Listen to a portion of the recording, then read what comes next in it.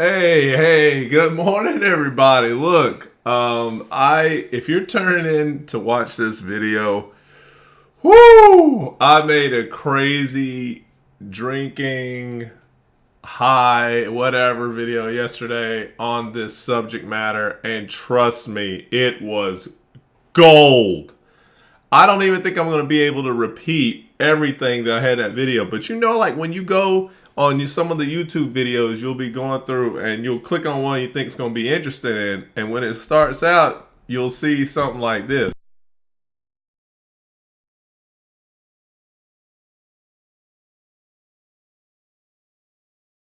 And you don't hear what the person's saying. That's what happened to me. I made like an hours long length of a film for a 26-minute session of this one. So maybe I could concise that a little bit, but I highly doubt it. So I'm just going to go jump right into it. You probably like, yo, I didn't want to tune into watching this guy talk about this daggum subject. Look, I loved it. I'm so passionate about this video that I'm willing to do it twice. Now, I have not seen the entire debate on this subject matter between veganism and carnivore. But needless to say, guys, I am working with a half of a tank, probably a quarter a tank left to mentally process and give you the mental demand that my mind was giving last night, because it was full throttle, high dopamine, but now I'm depleted. So this is going to really showcase what I'm going to be able to highlight and reveal is what I think is important while watching this content. And I was so happy because my ego was going yesterday. I was so thankful that I could showcase my intellect, but it ain't going to happen today, baby. So that's okay. Let me go ahead and hit it off so y'all ain't wasting a lot of time. We ain't into an hour's work. So on this video, we've got, let me get this guy pulled up here. Okay. So over here, we've got Dr. Nagra, and we've got Dr. Chaffee over here on the right. Dr. Nagra, and they're going to give a little small introduction, which I'm going to save you 4 minutes, but I didn't save you for my introduction. Dr. Nagra is in Quebec, Canada. He treats patients using veganism diet. He's had success with cardiovascular disease patients. I think that's the basic nuts and bolts of his background.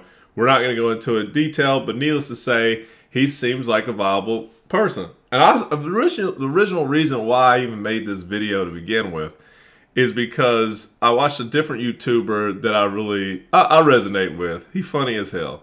But he watched this debate and he said that it's a done deal. Veganism is the way. Like Chaffee couldn't beat him on all this stuff. So I was like, all right, well, I got to watch this because Chaffee, my man. So know that I'm already coming in with slight bias more towards the carnivore diet. But also keep in mind that I am very much an objective viewer, and so it has influenced my nature of how I consume foods as it is. You're going to see me probably hit up on some of the points here in the video. I don't think it's going to be done to the level that I was happy with yesterday, but whatever. On the right, you got Dr. Anthony Chaffee. He also deals with clinical practice, helping patients and helping them to resolve their conditions based on a carnivore diet. The two argue. Now, here's where it's going to be getting funky. This girl in the middle, she's just like the debate person. But listen, I don't know. She didn't have a whole lot. She had like 100-some thousand views on this video. This is the video to watch. I don't know why her video should be in the millions right now for views. Because the problem is everyone's trying to figure out this debate on which one's a better course of action. Now, both have stated something at the beginning. I like Dr. Nagra, and this is what I mentioned in the first video that was muted. Dr. Nagra did highlight that they both have a common ground, that each of them both do not support the current diet right now. They're not in for the standard American diet. And that was the main premise. And they're sticking away from unhealthy type foods and keeping those kind of in the confounds when they're talking in respect between veganism and carnivore. So I hope that is kind of clarifies some of the way the direction is. But anyway, she's the moderator. and she asked this first question on the biology, like what should we be eating biologically as a species?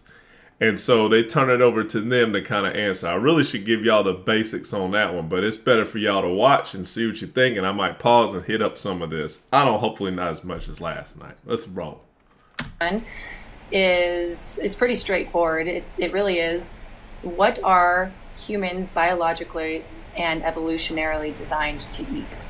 And pretty straightforward question. That's not a matter of, just maybe what we like, what tastes good and all that. But and the thing I like, Dr. Nagra, he's going to put up some stats.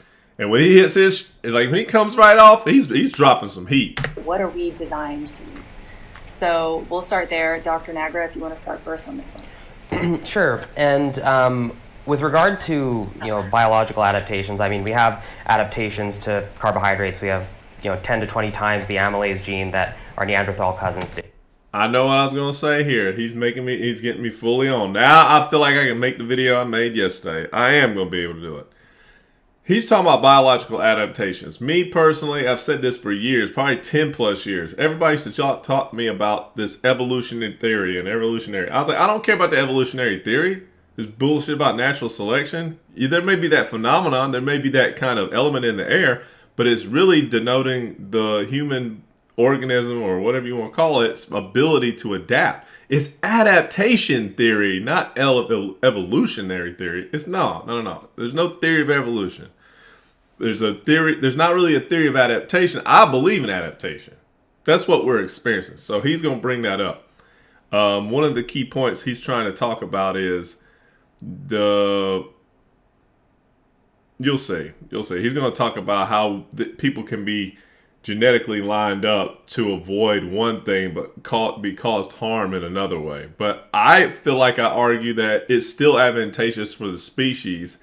Even if they have a handicap, their survivability is still longer. For example. But at the end of the day, I don't see why having adaptations to a certain food or a certain dietary practice means that it's best for us long term. And to understand that, let's just talk a little bit about how natural selection works, right? We all have genes. We pass down our genes to our offspring, our children, and those who reproduce more are going to end up spreading their genes more. And throughout evolution, genes that help us get to that point of reproducing are the ones that are passed on. Genes that don't necessarily help us get to that point eventually get weeded out of the population. A great example of this not necessarily leading to good long-term health is sickle cell anemia. So if we look at areas where malaria is endemic, sickle cell anemia actually helps protect against malaria. So kids won't die at very young ages due to malaria infections, but they can run into complications long-term, like cardiovascular complications beyond the reproductive window. And so there's no good reason, in my view, to think that even if we had adaptations to eating meat, that it's necessarily going to lead to good long-term health. And what I ultimately care about are those long-term health outcomes. Does it lead to a lower risk of cardiovascular disease, all-cause mortality, premature death, essentially? And just to highlight some of the data on that, I mean, we have food groups and the risk of all-cause mortality. We see that whole grain consumption, higher whole grain consumption, lower risk. Refined grains, not so much. I don't advocate for that. Vegetable consumption, higher intake, lower risk. Fruit consumption, nut consumption, legume consumption. Whereas on the flip side, eggs, dairy, red meat, processed meat, and sugar-sweetened beverages, of course, I don't advocate for that. Fish consumption, on the other hand, seems to be quite protective. If we also look at biomarkers, so this isn't based on dietary intake, this is based on actual markers of intake of whole grains and nuts in particular. Enterolactone, a product that ends up in our blood after we consume lignans in those foods, those with the highest concentrations have a 30% lower risk of all-cause mortality and a 45% lower risk of cardiovascular disease mortality. If we look at long-term randomized controlled trials in the form of the Lyon Diet Heart Study, the main dietary changes, the statistically significant changes, were more bread, more fruit, and of course the bread was mostly whole wheat in this case, more fruit, more margarines, less butter and cream, less meat, and less delicatessen, which is like meat and cheeses, and a 70% lower risk of all-cause mortality. I see that's really small. It says 0.3 right there in the bottom right. And so when we're looking at the long-term health outcomes amongst people actually living today, and you're following them over time, we see consistently that they end up doing better the more plant foods, at least those healthier plant foods I highlighted, not so much the refined grains and Coca-Colas, the better off they end up doing. So I think that would pretty much be it for my sort of opening. I love it. Now he slaps that down. It's like a game changer. It's a winner. Now you get ready to see Chaffee come in, and Chaffee, poor guy, it looked like he kind of stumbling on a lot of this stuff. Which again, he my homeboy, but he did not look like he was so prepared. But you're getting ready to see this thing transform. Like the moderator loses her power. If there's one thing, like if I was a moderator in between these two lions, and well, one's a lion, the other one maybe a magnolia. What would be the juggernaut for a vegan?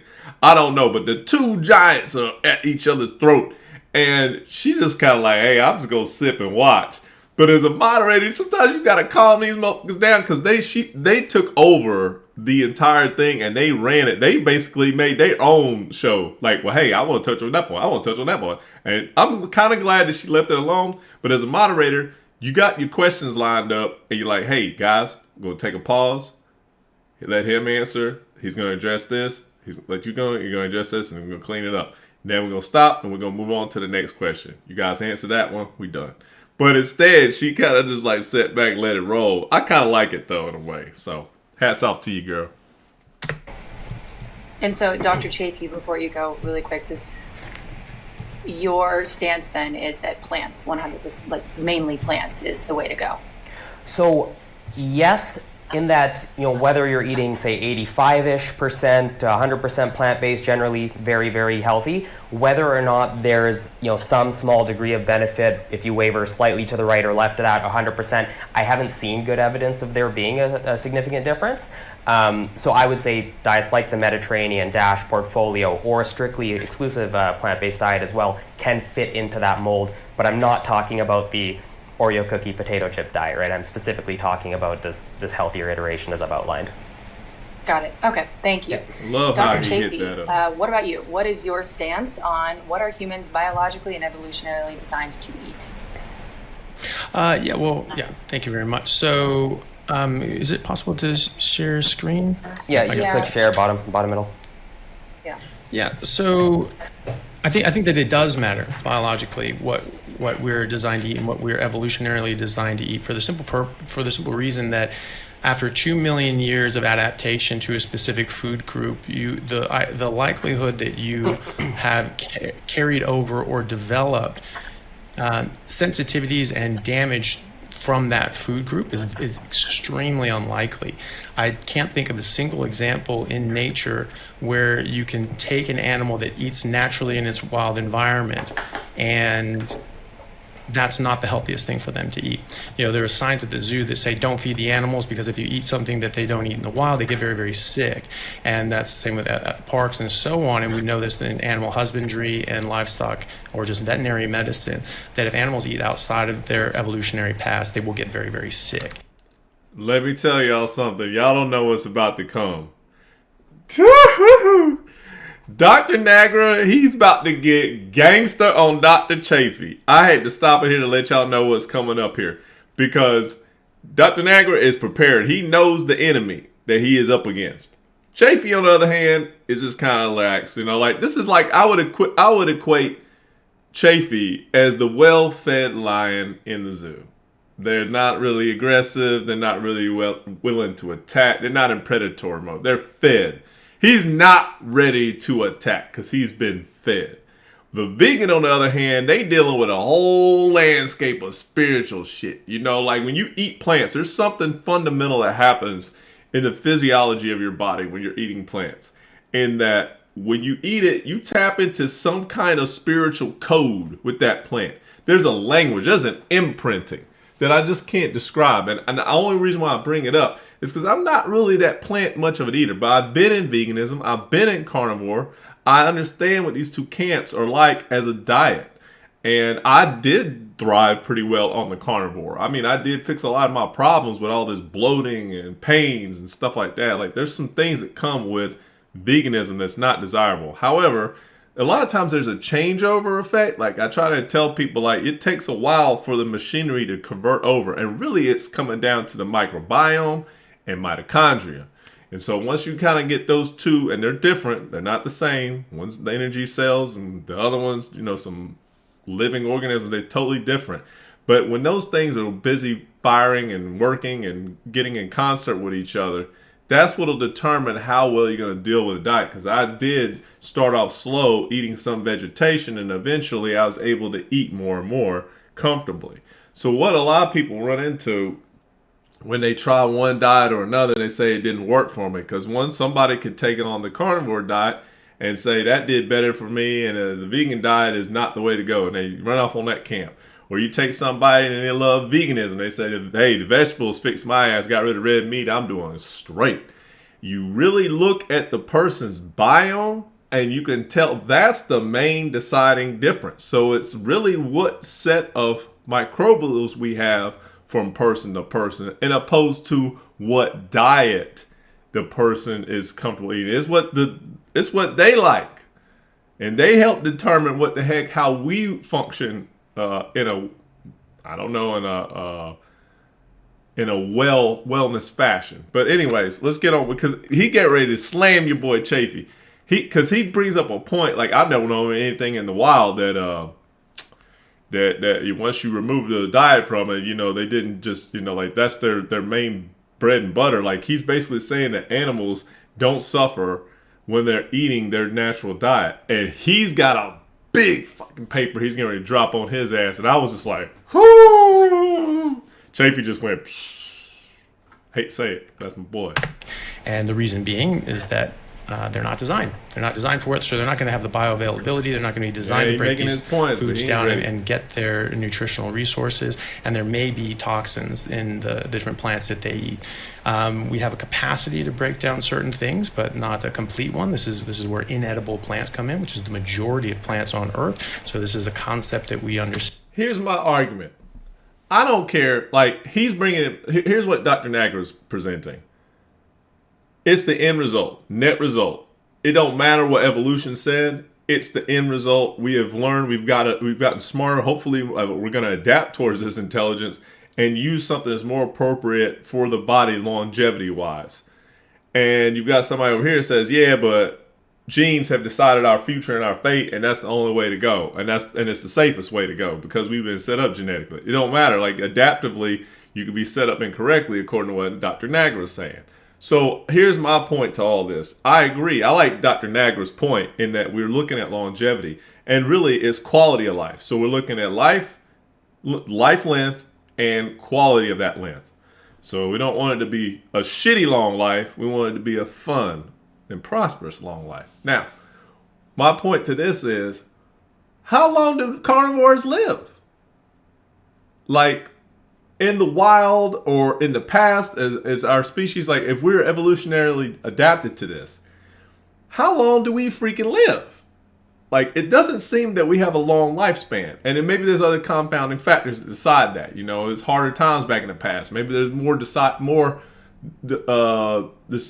determining factors like stress, things like that. Because in the past, it was a little bit more stressful than what we go through right now in today's time. So we envision our stressors a little different. So I don't really know exactly what the situation is with meat in the current context. And I think that's the point I brought up in the last video, is that each of these situations are contextual based. It's in the construct, the context of the person, their experience in the current narrative. That is what matters if we're looking at this, because one thing we do know that doesn't change is change itself. It's constant. It's a constant process. So why would we think that continuing the same process in newer damn programming or newer damn situations would result in the same outcomes? It don't always equate that way. And so if you're not designed biologically to eat a certain food, that can instill harm to varying degrees. And so it is important. The idea that we would be better off eating something that we haven't eaten even 50 years ago. A lot of the food that we eat now didn't exist 50 years ago. Even the vegetables and fruits that we eat have been thoroughly bred and changed from their original form as well. And so the idea and the soil doesn't have as much that nutrients. we're biologically adapted to things that we really haven't eaten until very, very recently, I'm a bit skeptical of. Biologically, animals tend to adapt to their environment and adapt to their food source. And so as I'll share the screen here. Okay, so this is a study that came out of the University of Tel Aviv that showed that all the available evidence showed that humans were hypercarnivore. Y'all, look at this study. Oh my God, no, Dr. Chaffee, no. Okay, so he brings up this study about humans were hypercarnivorous apex predators for 2 million years. First of all, that's not the argument we're trying to see what we are biologically sound to eat and hopefully according to longevity and quality of life. We know that we probably dealing with some animalistic predatorial type tendencies, but damn, it takes y'all to make a study to know that? Like, who gives a... Like, I don't need him. It does not matter about that point. That's the whole point. But I guess if you wanted to say he was going to win an argument on what we're more biologically adapted to, then I guess we could go with that. But it is definitely not the most optimal outcome. The other point I want to make is he brings up this damn thing from the times of Israel. I'm like, man, give me the fucking study, man. Like, do what Dr. Nagra did. Look at all them tabs he's got open up there, man. God bless. He's got to have a couple PDFs. He should be ready to have me with a study instead of some internet link. But whatever. Chaffee, man, we're going to run with it because we ain't got much time. Apex predators for at least the last 2 million years. So that is, just looking at the evidence there. And if you speak to different, sorry, I'm just having difficulty with the share screen thing here. It was working. And so, did you guys see that? Did that come Yeah, up? it was up there. It was up there. Yeah. Okay, perfect. So, if you speak to different paleoanthropologists and archaeologists, they will tell you that this is what the evidence shows, is that people have been eating meat, if not predominantly meat, sometimes even exclusively meat. Think about in the ice ages. When the ice sheet started coming down, the fossil record shows that people were actually moving up away from the equator and into the ice shelves. So there really isn't any plants available then. So predominantly what they're going to be eating is meat.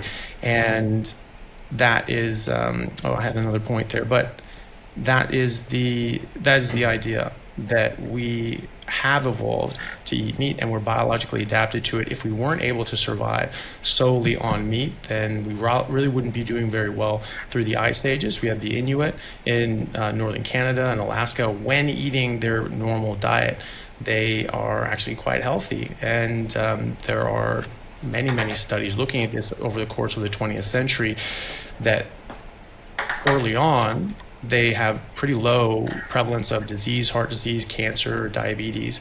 And as the decades go on, as they're becoming more incorporated into Western society, those rates go up and up and up. But even as far as 1996, there was a study out of Canada that looked and found that even though the Inuits, previously called Eskimos, the Inuits start smoking at very early ages, sometimes as on average as early as 8 years old, that their heart disease rate was actually quite a lot lower than the rest of Canada.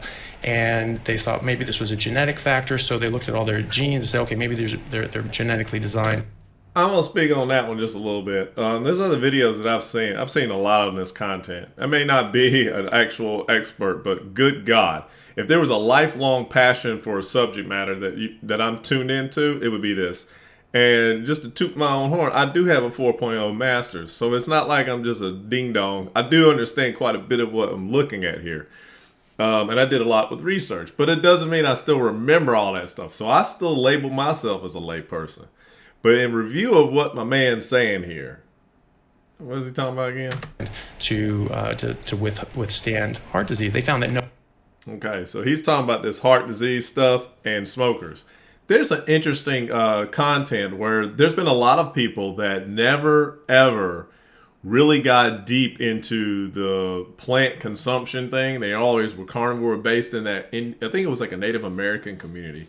And they smoke every single day. I mean, they're heavy smokers and they're in their 90s, and it's male. And I really key that in because we don't deal well with elements as much as women do. Women are strong, man. Unbreakable. They alive, damn it. You guys see that? That's a show. If you don't know what I'm talking about, go on Netflix and watch Unbreakable or something like that with Kimmy on there. You will crack your ass up. I haven't seen it for years, but I still remember that intro. I'm like, what the hell are they? Anyway, side rant. But on this particular thing, yeah, it seems like there's some weird effect or some phenomenon with people that smoke. I think there's more going on, man. Like, I think their body is so interesting, right? But there's something with the smokers, and as long as they eat a certain type of diet that they never experienced. I know what it was. It wasn't just necessarily meat. It was that they removed seed oils. The seed oils wasn't even a part of their culture. And very interesting that they didn't even know what cancer was. And this guy's in his late 90s, puffing his peace pipe, so I don't know, something there. No, actually, they had all the risk factors, genetic risk factors for developing heart disease. So they said, look, we really don't know why that is. Fast forward another 10 years, 20 years, they say, well, actually, the heart disease rate isn't all that low in Inuits. Well, that's because more and more of them are incorporated into Western society and eat a lot of junk food and alcohol and things like that. Yeah, it's a compound. And so, when we, you mentioned sickle cell, and that's a good example.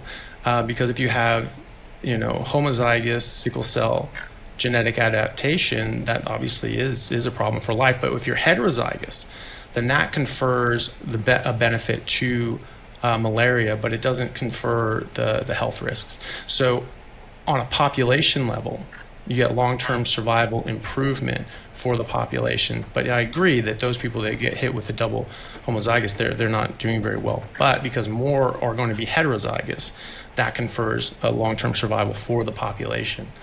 You mentioned the DASH diet as well. There was a recent study. I don't have it up, unfortunately. This just reminded me of it when you spoke about it. But there's actually a ketogenic diet was actually shown to be more efficacious than the DASH diet as well. Wait, sorry. Sorry, I just missed that little what you said there. If you could just repeat it, please. Oh, I was just saying that there are other diets that like the ketogenic diet actually recently got shown to be even better than the DASH diet. And that's not to say you can't do a ketogenic diet on a plant-based diet, because you certainly can. And so that's not just advocating solely for meat. But a lot of times when we're looking at the different studies looking at, is this diet better than another diet, quite often we are comparing them to the standard norm. So we don't really have things that are comparing a whole food plant-based diet that you espouse and a whole food meat-based diet as I espouse. Generally, they're just equated to the standard. So that was a point that he was making up. This is what the carnivore community, because again, I'm in both camps. I play around. I try to get the best net positive out of everything. And this is one of the things that the carnivore community usually brings up, is that there's no real data supporting just isolated between these two diet types. But let me tell you something. Nagra about to pull his stuff together and show what you were looking for, we got.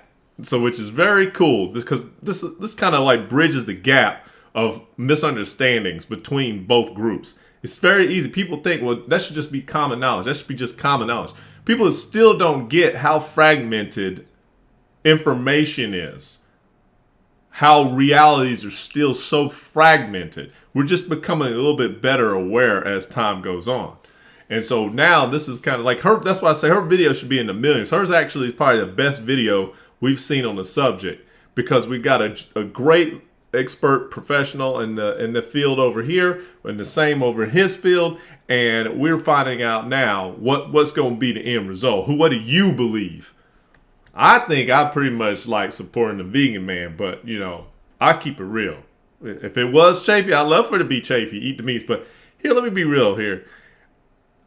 The body responds to what it absorbs. It does not care on a landscape or sandbox level what the hell's happening. Because somebody will say, well, you see, it's just not good to kill those animals. If it was true, then monocropping would kill so many vegans off. They would have their all-cause mortality would be, who knows what killed them, would be like through the roof. Because indirectly, they're causing the harm and damage of all these damn species of animals with the venture of monocropping. So kill more animals that direction. Versus somebody that's a carnivore based, they just like, I killed my animal, I ate my animal, and I didn't have to kill a whole forest to get to them. So that's kind of like the arguments on this side of it. It doesn't matter though. It matters what is being put into the body. And we as intelligent species hopefully can find better ways of doing this operation without having to take out animals in the process or figure out more humane ways. If that's something that can be done, I think with AI and technology, we can come about that. You can have more fruits and vegetables, and that's better than the standard, and I certainly would agree with that. But there's also the study out of Harvard with 2,000 carnivores, self-reported, a lot of these are, that showed improvements to the standard diet. So neither of these are going to show, is it better compared to a whole food plant-based diet and a whole food meat-based diet. There was, I'm trying to bring it up here. We gonna find there out here was soon. A recent study out of the UK. I'll try to share my screen here. And yeah, Dr. Nagra, if you want to come, respond to any of this. Yeah. I was kind of waiting my turn, but whenever it's possible. Yeah. I'll wrap it up here. Okay. There we go. So this one it was a long-term perspective study with 400,000 people in the UK.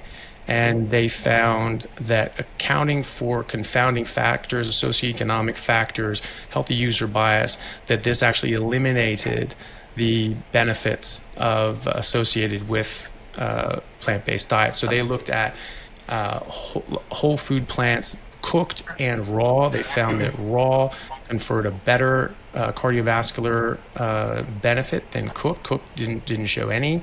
But when you accounted for the confounding factors, that this was eliminated as well. Can you just keep that up for a sec? Or sorry, I was wondering if you can just, I can pull it up or you can keep it up. That's fine. Okay. Whenever I respond, I just want to touch on that one really quick. Yeah, of course.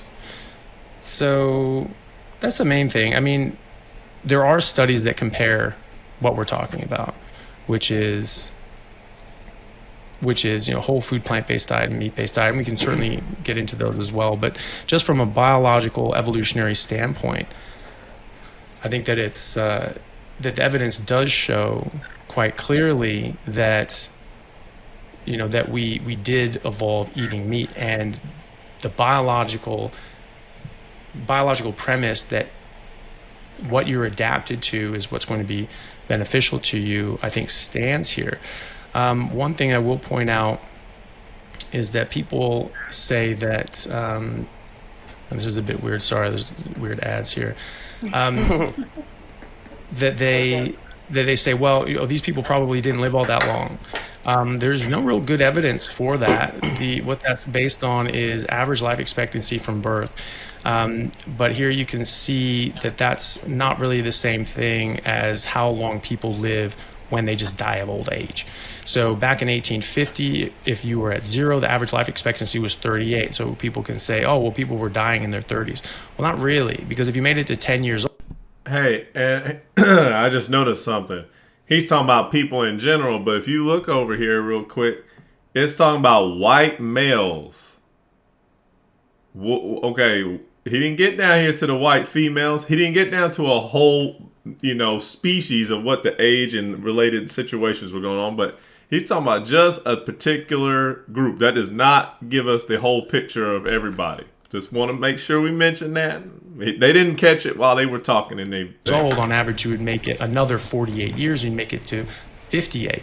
And it goes up from there and there and there and there. And so by the time you got up to 70, you were likely to make it into your 80s and so on. And that stayed pretty constant. It went up a little bit. It went down again in the 1900s and then started going up again sort of the middle of the century, middle to late last century. And that's gone up a little bit. But that's the problem we run into when we're dealing with average life expectancy from birth. All right. Okay, so yeah, so just on this. go ahead, Nagra. Yeah, just on the study. Do you mind scrolling down to table 2 for a sec? Sure. Yeah, no, I got onto it. I tried clicking it to bring it up and to blow it up, but it's not doing it. Can you see it? Oh, now you can. So this is the Yep. paper, right? Yep. Yeah, and in your view, this is one of the better ones on the topic, presumably? No, not at all. I think all studies have inherent flaws. The point is that there's mixed literature, and none of these studies are really all that great because a lot of them have all these confounding factors. So I just want to address... It's really difficult. So here's what's hilarious, because he made a little mention about how cooked vegetables conferred no, once they isolated it, they counted for the confounding factors. There was no benefit for cooked or raw vegetables. And this is what pissed me off, because I was like, dude, I don't think that's what the results of that study were saying at all, man. Like, I wanted to go back and see it. And Nagra caught this shit too. I think he already familiar with this study. So here's what I said about this subject. The reason why cooked does better, or not, excuse me, while raw does better than not cooked, it comes down to the microbials. You got to think there's a living host of organisms on these vegetables, and when you consume them, those living species get inside of you. They're the microbiome. They help feed, and they do their whole network of whatever the hell they're doing. It's like they're on a bus, and the bus travels into your mouth and goes to another location, and then they proliferate, right? But when you steam your vegetables, you cook your vegetables, a lot of the population gets burned out. They get stuffed out. So that's just why one does better once they kind of control for confounding factors. But that was in relation, and he's going to bring it up, to just cardiovascular disease. What happens when vegetables, whether they're cooked or raw, do with something like, and he's going to mention it, all-cause mortality? Make comparisons. So I just want to address something, though. So you said that this study found no benefit, right? I love this shit. No. After so adjusting benefit, for confounders? Yeah. So Yeah. it found really no benefit with cooked vegetables. It found a benefit with uncooked, but it thought that there was probably confounders that were getting in the way of that. So again, You see, they thought there was probably some confounders getting in the way of that. No, that is not what this study said. Look, no. Like, it's just confounders. You can't just be dismissive of what the people write in their study, Chaffee. I'm just saying. it's not a perfect study, and it's not saying conclusively that vegetables don't provide any benefit. But again, you also have to think about the comparison. What are we comparing? Well, sorry, can I just show what I wanted to show, please? Yeah. Sure. So this is table 2. This is what I was trying to get you to go to. If we look at all-cause mortality, cooked vegetables were beneficial, 19% lower risk of all-cause mortality in the fully adjusted model. So that is when you're adjusting for all the confounders, including BMI and whatnot. So it actually was beneficial, as was raw, very similarly beneficial, as was total vegetable intake. So I'm just confused as to why you said there was no benefit. On the cardiovascular risk. Yeah, but for all-cause mortality, are we in agreement that there was benefit? And this is only for over 14. I love how he says, but can we agree on this one? See, he's basically making Chaffee kneel. He's like, can you agree to get on your knees right here, Mr. Dr. Chaffee? Did you in my camp now? Tablespoon vegetable intake. Oh yeah, no. I was speaking specifically about cardiovascular risk. Okay. But Okay, no, look, but I agree. He should have said yes. See, this is the problem with debates, especially with egotistical people. They never can just say, no, you're right, man. You're right. And I wish I would have seen it a little bit differently like that. It's okay to bend the wheel. And it sucks when you're caught in this moment when you're having to fight for your life, fight for your side. But you got to let some of that go, man. And like, you will be stronger in the end. Trust me, Dr. Chaffee. Like, if you lose ground in this process, it's okay. Because guess what? You might not only have helped yourself, but you helped probably thousands, if not millions of people get on a better, correct path. Instead of holding your position that may or may not be the most advantageous long term. But I just want to make clear, for all-cause mortality, we agree there was benefit. Mm-hmm. Okay. Yeah, I guess we have to agree. That's what it's saying. Yeah, and that's no, absolutely. So, Yeah. so All let me again clarify. I'm not right. saying that this study proves that vegetables are not good for you. I'm saying that there is mixed literature, and right. I'm also just pointing out that Vegetables when aren't you're good for comparing you. these things, you're comparing them to the norm standard diet, which we both agree is not great. So it's difficult to glean more information than that because we don't have comparative studies to whole food plant-based diet with whole food meat-based diet, except for one, which we can talk about, which is... We'll get to that. Yeah, we'll get to that. I'd like to have my response because there was a lot of things to unpack there. So another thing you mentioned was obviously there's a lot. I'm not going to go through every single point, just hit on some of the big ones. But another thing you mentioned was this one, right? The Harvard Carnivore study, right? Yeah, and so what happened to the coronary artery calcium scores in people who had scans before and after adopting carnivore? Yeah. So the thing is, again, I'm just asking. But I understand. I just want to point out, right? I don't see how what the purpose of citing this study is if we're just accepting certain findings but not others, right? Like coronary artery calcium for people who had pre-diet scores was 55. For those who also had the post-diet was 81, right? We actually saw an increase in coronary artery calcium, and so I just want to point out that I don't see the reason. Oh, sorry, I'm not sharing the right tab here. That's my bad. It's weird how it does that. I wanted to say something, but I didn't interrupt your flow. Yeah. It's weird that it doesn't share that. But I just want to point out that if we're going to cite studies, presumably we look at the full set of results. We look at the outcomes. I'm just waiting for it to load up. Yeah. So here's the coronary artery. We have 55 here. We have 81 post or current. So pre-diet was 55. And so we actually see a progression of coronary artery calcium in these self-selected carnivores through the World Carnivore Tribe and the Carnivore Reddit and all of that, presumably who are very strong proponents of that, right? Imagine if I were to go on my social media and say, hey, let's survey a bunch of vegans about their health. Obviously, there would be a selection bias. So I just think this is a really pretty terrible study, actually, if I'm honest about that. But going back to this whole idea of biological adaptation, I did sort of point out why that isn't necessarily beneficial long term. There's no reason to select for something that helps us out post-reproductive age. It only matters to get to that reproductive window and to reproduce and pass those genes on.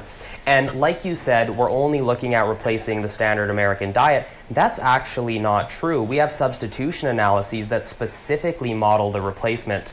I have to unshare and share again here. That specifically model the replacement of red meat and specifically unprocessed red meat and plant protein sources. So here, we actually other animal protein sources as well, replacing unprocessed red meat with, in this case, it was dairy, nuts, or legumes was beneficial for cardiovascular disease, a meta-analysis of prospective cohorts there. And in this study by Huang et al., this was the NIH AARP study published back in 2020, replacement of just 3% of calories from red meat protein with plant protein was associated with a 13% lower risk of all-cause mortality in men and a 15% lower risk of... Did you catch that? They only replaced 3% of the calories with plant? And they got that kind of a degree of improvement? Like 13% of all-cause mortality reduction? That's insane. That is insane. That's sniper, man. He done sniped my boy. He didn't see that one coming. All-cause mortality in women, and this is the adjustment model if there were any concerns. If anything, I'd say they over-adjusted. But a very, very comprehensive adjustment model, and this is specifically looking at that replacement, right? If we took people and they were to swap out a bit of the red meat they're eating with some plant protein sources, they end up living longer and having a lower risk of disease. So it's not just this idea of replacing the standard American diet. Right. And then the last thing I'll mention really quick about zoo animals. So are you suggesting that the zoo animals don't get disease in the wild or in zoos because they're fed their species appropriate diet, or wondering about disease that. insofar as getting infections, but they don't get diabetes and autoimmune disorders. What about when they're eating cancers, cardiovascular disease? No, not really. It's much lower. And Well, Okay, see now look, I knew where this was going. When I watched this yesterday, I was like, "Oh my god!" So I'm gonna probably cut it off here. I think I cut it off on yesterday's video, the same part. But I'm gonna stop right after this segment whenever they're getting done. I think it's gonna go into do wild zoo animals develop chronic diseases? Oh my god, this is the part I probably still watch. Okay, but yeah, let's get that. He's gonna hit him up with that right here soon. So. I knew. He was like, Dr. Nagra got set ready. He about to bust your damn head up with. He said, now you gonna say something about animals don't get diseases and shit that like because they on that certain diet? Woo! Woo! This is where it's gonna be that heat. so actually, let's look at that too really quick. He set him up. Again, I'm just trying. You threw out a lot. Cause yeah, he threw out a lot. He tried to confer some damn shit without knowing what he was saying, but according to studies and shit. Look, if you don't have your data to back you up, Dr. Chaffee, be careful, dog. You say a lot of stuff, man, but you gotta have it backed up a little bit. And this is what Dr. Nagra about to drop. A lot of points. I just want to make sure I touch on some of the big ones. He was ready. God, look at cancer risk amongst mammals or across mammals, and these are in zoos. Being fed their presumably species-specific diet, as you put it. 110,000 animals. Does it say that specifically? Yeah, so they talk about meat in particular, like meat intake amongst the carnivores, and I'll tell you why. I'm going to get to that in a second here. So if we look at the different types of animals too, we actually see that the cancer rates are the highest amongst carnivores, even though they're eating this meat, raw meat largely. The herbivores primates have a lower rates of cancer mortality. We look at rodents, lower rates of cancer mortality, and so on. It's spiking up like crazy here, and we can see the means on the cancer mortality rate, right here on the right side. So these animals absolutely do get cancer, and they develop that. If we also look at arthritis amongst animal skeletons from zoos, we see that they also develop arthritis. In fact, even marine mammals do, which is kind of interesting. And I'm pulling that up here. So these diseases do exist in the wild and in zoos where they're presumably being fed appropriately. As you said, you're not supposed to feed animals because they have very specific diets that they're adhering to. So I just don't see any bearing on this idea that, well, animals don't get the disease if they're eating according to their quote-unquote species-specific diet. Right. And at the end of the day, this all comes back to outcomes. Like I said, replacing animal protein, red meat protein in particular, with plant protein sources has consistently been shown to lead to lower mortality risk, lower cardiovascular disease risk in virtually every cohort that there has been looking at that. NIHARP, Nurses Health, Health Professionals Follow-Up, JPHC. The Rotterdam study was actually carbs for animal protein. And the list goes on and on. So what I'd be really interested to hear is, what is the fundamental issue that applies to those studies, even though they're done in different populations by different researchers using different methodologies, that would explain those results? Great fucking question. And with that, I'm going to stop there. I'm going to take it on to another time segment or situation when I'm reviewing this material, because that's what's going to get me geeked up and wanting to watch it. I hope this come across well, because sometimes I get my feedback coming through on the mic, but I don't really try to control for that. Maybe I'll do it on the next video, but you guys have all the opportunity in the world to watch this independent. I will put this link should be on the description so you guys can review it in your own time. But yeah.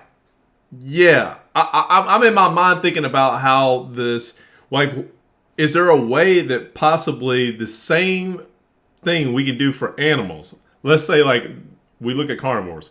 Carnivores still probably can eat some vegetation. Okay, maybe they can get around with some vegetation. Maybe they got a small cecum. Maybe they got something there that still allows them to take down partial breakdown of plant stuff. Would we be able to see possibly the benefit in or having basically an improvement in all-cause mortality if we supplemented 3% of carnivore type animals' diets with plant protein? Be interesting to see what the outcome would be, in opposed to them just getting their natural regular diet that they're supposed to get. Anyways, guys, I'm wrapping it up there. I had to do it again because I missed out on the first wave Oh, gosh. I was so disappointed, but at least I got this done. Questions, concerns, whatever, put it in the comments. I'll holler at y'all later. Food for thought. And I will see y'all on the next video.